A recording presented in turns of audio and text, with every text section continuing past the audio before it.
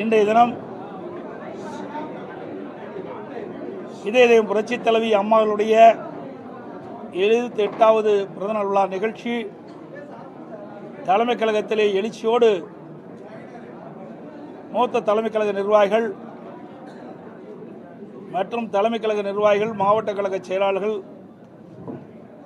மாண்புமிகு நாடாளுமன்ற உறுப்பினர்கள், மாண்புமிகு சட்டப்பேரவை உறுப்பினர்கள், முன்னாள் நாடாளுமன்ற சட்டமன்ற உறுப்பினர்கள், கழகத்திலே பல்வேறு பொறுப்பில் வைக்கின்ற நிர்வாகிகள், பொதுமக்கள் திரளாக தலைமை கழகத்திலே கூடி எங்களுடைய இதயம் புரட்சித் தலைவி அம்மா அவர்களுக்கு மலர் மாலை அணிவித்து மலர் தூவி இன்றைக்கு பிறந்தநாள் விழாவை எழுச்சியோடு நாம் கொண்டாடி இருக்கிறோம். இன்றைக்கு நடைபெறுகின்ற சட்டமன்ற பொது தேர்தலை ஒட்டி ஏற்கனவே 2 முறை அனைத்து இந்திய அண்ணா திராவிட முன்னேற்ற கழகத்தின் சார்பாக தேர்தல் அறிவிப்புகள் நாங்கள் வெளியிட்டுள்ளோம். இப்பொழுது அனைத்து இந்திய அண்ணா திராவிட முன்னேற்ற கழகத்தின் சார்பில் 3வது கட்ட தேர்தல் அறிவிப்புகள் வெளியிடுகிறோம். அறிவிப்பு 1, திரு ஸ்டாலின் தலைமையிலான நிர்வாக திறனற்ற விடியா திமுக ஆட்சியில் கடந்த 5 ஆண்டுகளில் அத்தியாவசிய பொருட்களின் விலைவாசி விஷம்போல் ஏறி மக்கள் கடுமையாக பாதிக்கப்பட்டுள்ளனர்.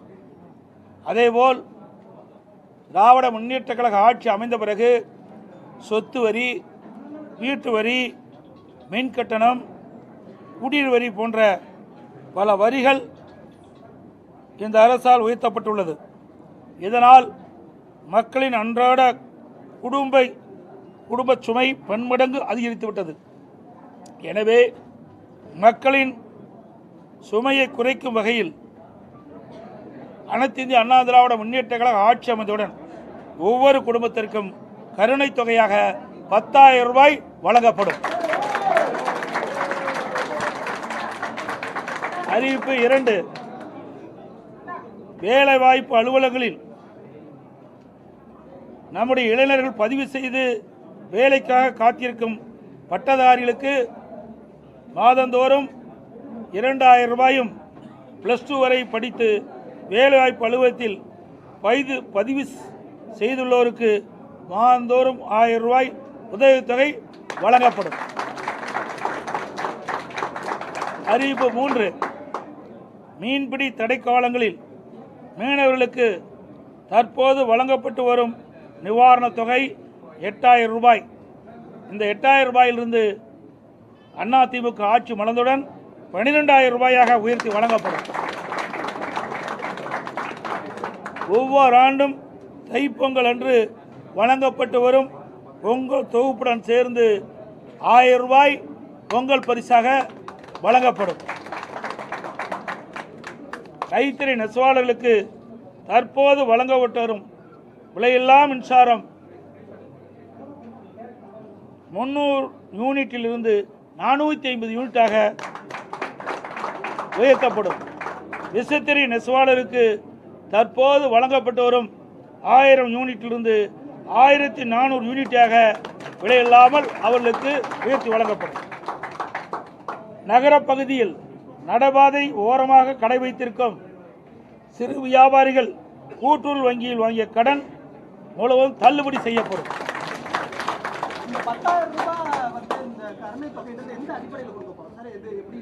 சொல்லதே கருணை தானே, எந்த அடிப்படையில்? கருணை அடிப்படையில் தான் கொடுக்குறோம்.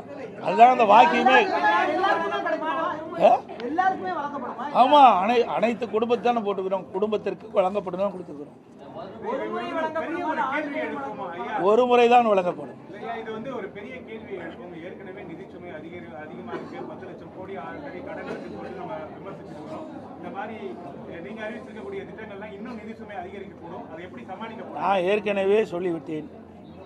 எங்களுடைய அதிமுக அரசு இருக்கின்ற பொழுது திறமையாக செயல்பட்டு கொரோனா காலத்தில் கூட 1 ரூபாய் வரி வருமானம் இல்லாத போதே சிறப்பான ஆட்சி கொடுத்த அரசாங்கம் அதிமுக அரசு.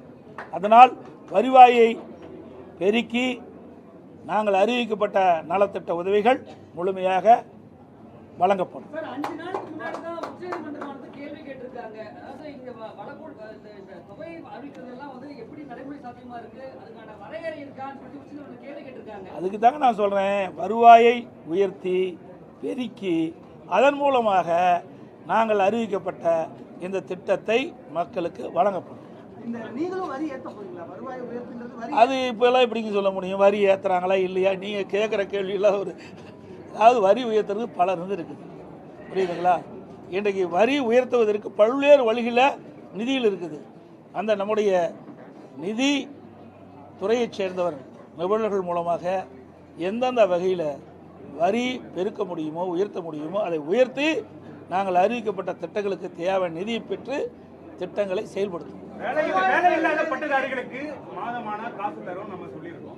ஆனா அது இந்த பட்டதாரிகள் வேலை இல்லாத பட்டதாரிகள் அதிகமா இருக்காங்க, அவங்களுக்கு வேலை வழங்குவதற்கு நம்ம வேற என்ன முயற்சி எடுக்கணும்? அதுக்கு தாங்க நாங்கள் ஏற்கனவே மாண்புமிகு புரட்சி தலைவி அம்மா தமிழகத்துடைய முதலமைச்சராக இருக்கின்ற காலகட்டத்திலே படித்த இளைஞர்களுக்கு வேலைவாய்ப்பை வழங்க வேண்டும் அடிப்படையில் 2015ஆம் ஆண்டு தொழில் முதலீட்டாளர் மாநாட்டை சென்னையில் நடத்தி சுமார் 2,42,000 கோடி தொழில் முதலீட்டு ஈர்க்கப்பட்டு 74 புரிந்துணர்வு ஒப்பந்தங்கள் பெற்று அதையெல்லாம் செயல்பாட்டுக்கு வந்து இன்றைக்கு பல்லாயிரக்கணக்கானவர் வேலை கிடைத்திருக்கு.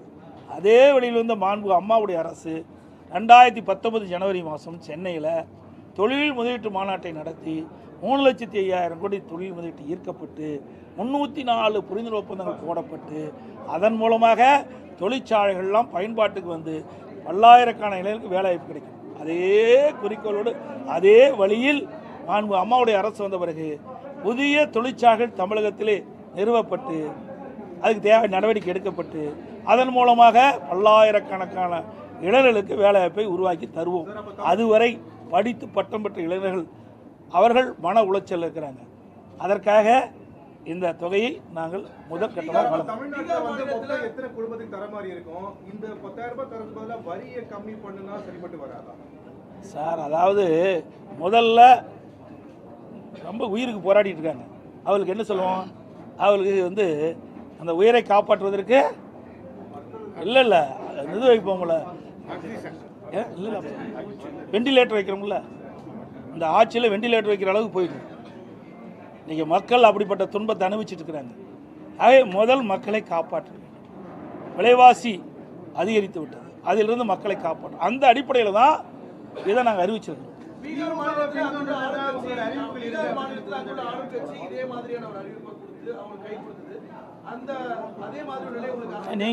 நீங்களே கேள்வி கேட்டு நீங்களே பதிலும் சொல்லிட்டீங்க, இரண்டும் நீங்களே சொல்லிட்டீங்களே. தொகுதி பங்கீடு பேச்சுவார்த்தை எப்பொழுது தொடங்கும்? திமுக தொடங்கிடுச்சு. அவர்கள் வந்து நிறைய கட்சியை நம்பித்தான் அவர்கள் வந்து தேர்தலே போட்டிடுறாங்க. அதனால் அவர்கள் முன்கூட்டியே தொடங்கியிருக்காங்க. நாங்கள்லாம் பொறுமையாக தேர்தல் கூட்டணி குறித்து பேச்சுவார்த்தை ஏற்கனவே எங்களை என்னென்ன நிறைவேற்றி விட்டது, பேச்சுவார்த்தை நடத்திட்டோம். ஆனால் எந்தெந்த கட்சிக்கு எவ்வளோ தொகுதின்னு நிர்ணயிக்கல, விரைவாக நாங்கள் பேச்சுவார்த்தையை தொடங்குவோம்.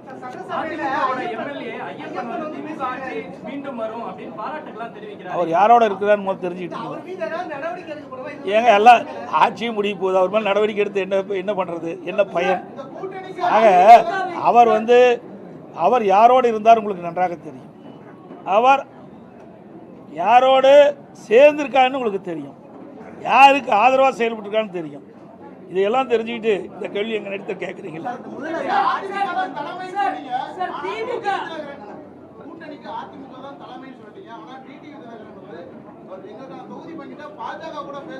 அதாவது நல்லா புரிஞ்சுக்கணும், அதிமுக தேசிய ஜனநாயக கூட்டணி, தேசிய ஜனநாயக கூட்டணி ஏற்கனவே அமைக்கப்பட்டது. இப்போ அதிமுக அதில் போய் சேர்ந்துருக்குது. ஏற்கனவே தேசிய ஜனநாயக கூட்டணி இடம்பெற்றிருக்கிற கட்சிகள்லாம் அவர்கள் அதன் மூலமாக நாங்கள் சீட்டுகளை பெறுவோம்னு சொல்லியிருக்கிறாங்க. அந்த அடிப்படை தான், புரியுதுங்களா? வேற ஒன்றும் கிடையாது.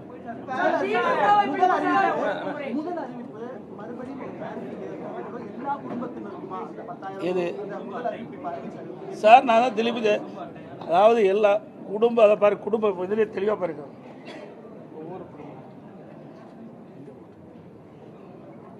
ஒவ்வொரு குடும்பத்திற்கும் கருணைத்தொகை 10,000 நாங்கள் அது உங்களுக்கு ஜெராக்ஸ் கொடுப்போம். அதெல்லாம் எங்களுடைய ஆட்சி மன்றங்களுக்கு கூடி அதற்கு தகுந்த முடிவு எடுக்கும். நீங்க ரீட்டைன் ஆகுதா? அதிமுக ரீட்டைன் பண்றாங்களா ஒரு சீட்? சார் அதான் சொன்னேன், ஆட்சி மன்ற குழு அதை கூடி அதற்கு உண்டான முடிவு எடுத்து அறிவிக்கப்படும்.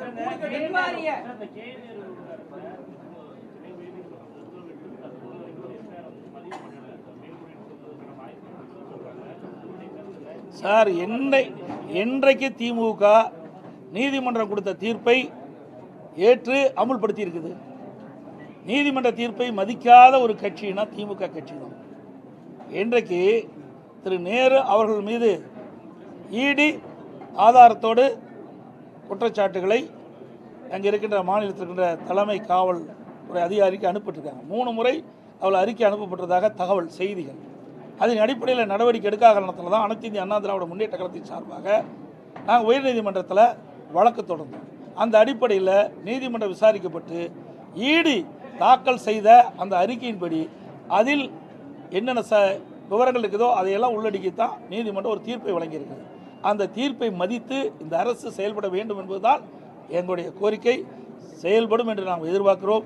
ஏனால் இதுவரை திராவிட முன்னேற்ற கழகத்துக்கு எதிராக வந்த எந்த தீர்ப்பையுமே இவர்கள் மதித்ததே கிடையாது. இதுவரை டிஜிபி, நிரந்தர டிஜிபி, சட்ட ஒழுங்கு நிரந்தர டிஜிபி நியமிச்சிருக்காங்களா?